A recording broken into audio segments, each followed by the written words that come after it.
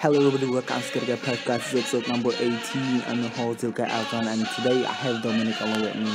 How are you doing, mate? I'm good, doing well. How are you? Thank you, I'm doing very well. And let's talk about Fenerbahce's win against Gaziantepspor. So, what are your thoughts about this game? Well, I thought it was a very good game. We won 3-0.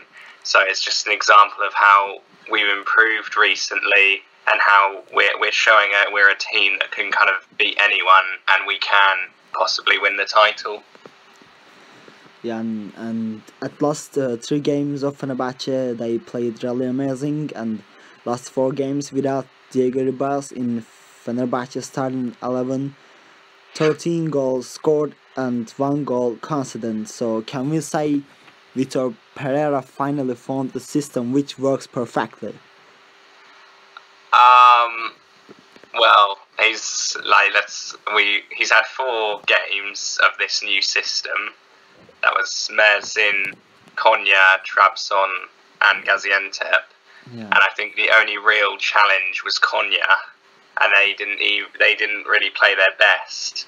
So the other teams weren't as difficult. I think we'll give it a bit more time, but it looks good, his system. But I think it needs to be tested out more before we can say he's definitely found the right rhythm.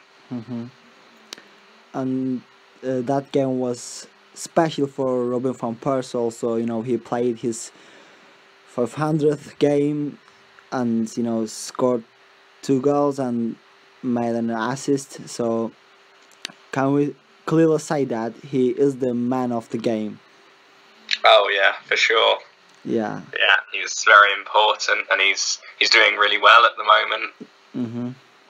And he at last 4 games, he's at his form. I'm saying, just I think the last 4 games he scored 5 goals and 2 assists he made. Maybe I might be wrong, but yeah, he's at his best. I'm saying, and we'll have so just 3 games. Hopefully he will do his best at last 3 games, and he will make us champions. If Besiktas lose some points, drop some points. And that game against Gaziantep for me was really perfect. We scored 3 goals and conceded none. So this shows our defense are really doing well at the moment. Simon Kaya and Bruno Alves, they fix each other really well. And what do you want to say about our lineups? Starting with Nani and Robin van Persie at attacking these 2. I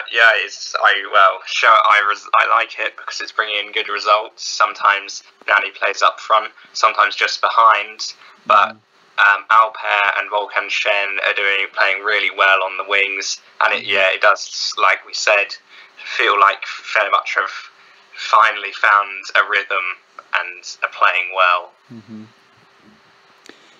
We should have found this system just before, 3 months ago. We would have been champions maybe already. So it's kind of risky. And also, Gaziantepspor, they are just they even weren't really dangerous for Fenerbahce's defense. I don't remember any dangerous position that they made during the game. So it was an easy one, Yeah, as I said, it wasn't the toughest of opposition. Mm-hmm. But Fenerbahce have got a big game coming up there's the cup game first, but then Başakşehir is probably the last tough game of the season. If we are going to push Besiktas right to the edge in trying to win this, we definitely have to win that game, and it's where we lost the light title last season with the 4 red cards. Yeah. Do you think that Vitor Pereira will start with some different players in the game against Konya Spor in Kadikoy? I think we could see Fernandao maybe play. Mm-hmm. Maybe some young players and less used. Maybe Abdoulaye Bar again at the back, because I think we're 3-0 up on aggregate, so we should just rest key players for this match. Yeah, I was wondering if the Abdullah Ba is still alive or not. Yeah, I know. Yeah, so I hope we will see him playing. I really like his style. I mean, I can't say he's Yeah, bad. he's a great defender. I hope we get him. Yeah, yeah, but maybe even I was wondering why Vitor Pereira always start with Bruno always. I mean, Abdullah Ba and Simon Kjaer, when they were playing together, they were fixing each other really well. So I was hoping that Abdullah Ba and Simon Kjaer will be the like the wall of the Fenerbahce's defense. Yeah, well, I hope that as well. I think it's just because Abdullah Bar's been injured a lot, and currently Kaya and Bruno Alves, they're playing really well together. So I think Pereira doesn't really want to mess that up, this partnership up. But also, all of Bar's injuries kind of make me worried for the next season, because I would like to see him sign permanently. Yeah. But will they think it's too much of a risk? But I think he's a great cheap centre back who's already well integrated into the team, and he'd definitely be a guy I'd want to sign for next season. Yeah, no, it will be good to have him for the next years. I mean, I believe that he doesn't cost too much money for Fenerbahce, so it will be really good to have him. And who I miss most, that the Fenerbahce's defense, I really miss Serdar Kesemal. Yeah. He was. I even don't remember any game that he played. So yeah, hopefully we will keep Serdar Kesemal with us. I heard that he's doing really well at under 21 years old. So hopefully, yeah. But for some rumors, Abdullah Ba and Fabiano will leave at the end of the season, and they going back to Porto is looking possible for both of them. Yeah, I would love to have Abdullah, but let Fabiano go back to Porto.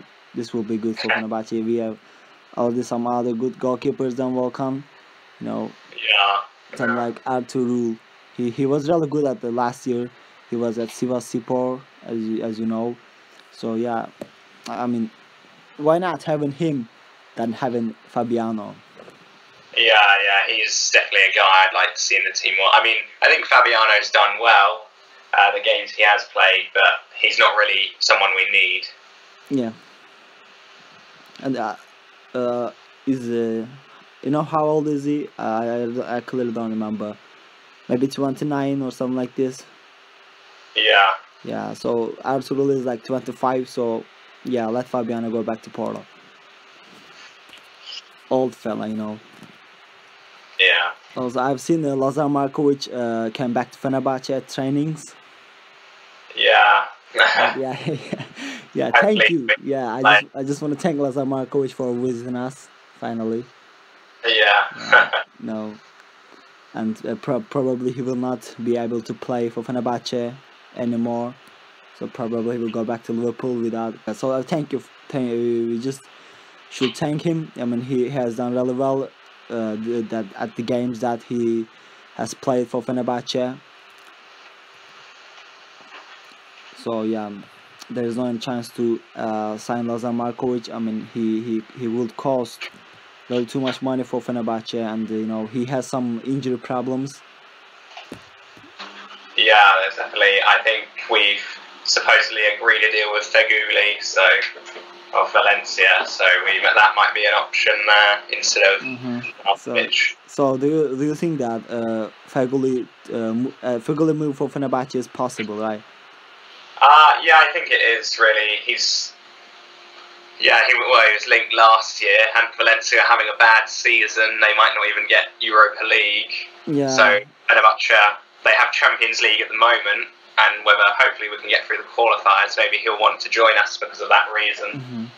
There are some rumors that Fegouli's agent is in Istanbul, his manager, and trying to make a deal with Fenerbahce. But as I see, he could cost some good money for Fenerbahce. They want some really good money. But I believe that Fenerbahce will do their best to sign him. Yeah. Yeah, you know, some like some transfership. You know, it will be really good to have Feguli for the next years. He's a really good player, and will add some good movements for Fenerbahce. And if Fenerbahce face Galatasaray in Turkish Cup final, you know, this will be really interesting. Yeah. So, would you like to see Galatasaray at the final or Çaykur Rize? I would most like to see Galatasaray because, well, it's very likely they will be in the final. But because we haven't managed to beat them this season, and we should have, because their season's so bad, we need to beat them. It's just something that needs to be done. I can't believe we haven't really. Yeah, that's how I feel. You know, Yeah. I just want to beat them just before the season ends. You know. So this could keep them out of Europe as well. If they don't get fifth in the league, they have to win the cup to get the only 1 year ban. But if you beat them in the cup and they finish sixth, they'll be out of Europe for 2 years, like we did 3 years, didn't we? They will feel our pain. Yeah. So yeah, let's hope we will face against Galatasaray in the Turkish Cup final. But that's probably that's what's going to happen. You know, they won 3-1 against Rizespor in Rize, so Yeah. probably they will reach the final today. And today in the news that there are some news that and Gökhan Gönül and Mehmet Topal made already a deal with Fenerbahce. Oh, well, that's great news. Yeah. Isn't it? Two very key players. Hopefully, I'd like to see them at Fenerbahce for the rest of their careers, really. Yeah, Valencia wanted to sign Mehmet Topal, but he wanted to stay at Fenerbahce. Some emotional. We could make a movie about it, like a romantic one, you know. Yeah. And the love of Fenerbahce makes everybody wants to stay at Fenerbahce. Yeah. And Mehmet Topal is like the key player of Fenerbahce, you know, at the moment. Yeah, without him we wouldn't be even this place. So yeah, we should have keep him. Also, Gökhan Gönül. Because it would be very expensive to replace him. Yeah, Mehmet Topal, and one of the best defensive midfielders at the moment in the world. So Yeah. we are lucky to have him. And what do you want to say about Fenerbahce's next game about Istanbul Başakşehir? You know, it will be the toughest game of the season at the moment. Yeah. Well, it's quite nervous. This is with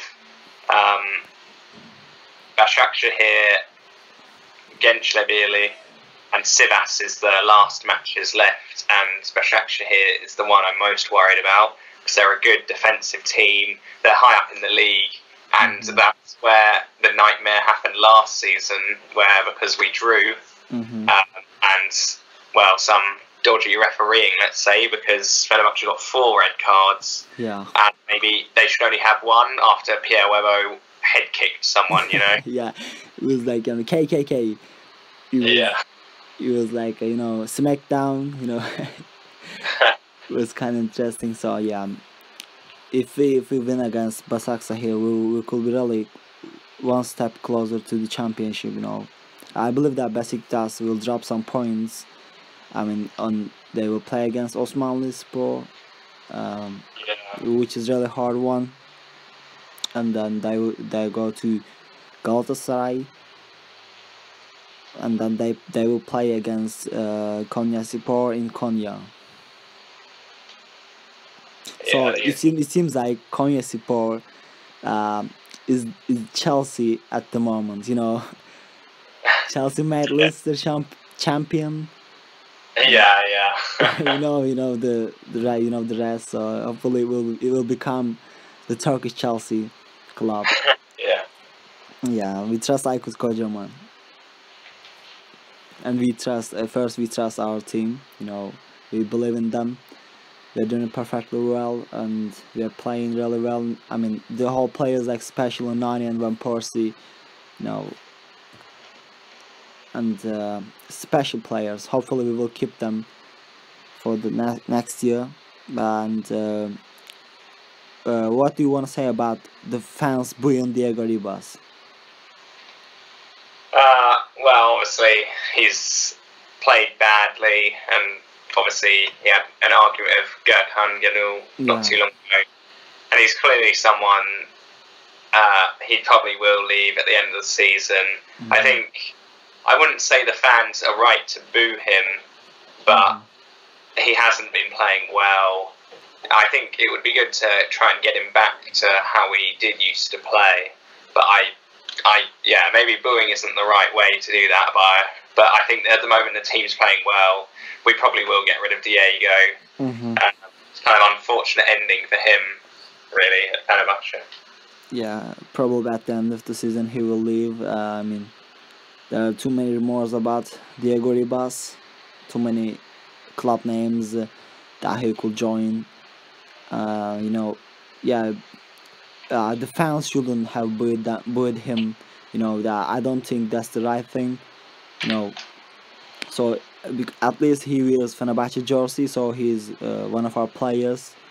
You know, maybe he shouldn't play. He shouldn't play really well on the Fenerbahce jersey, but you know, I'm kind of sure that he was trying to do his best.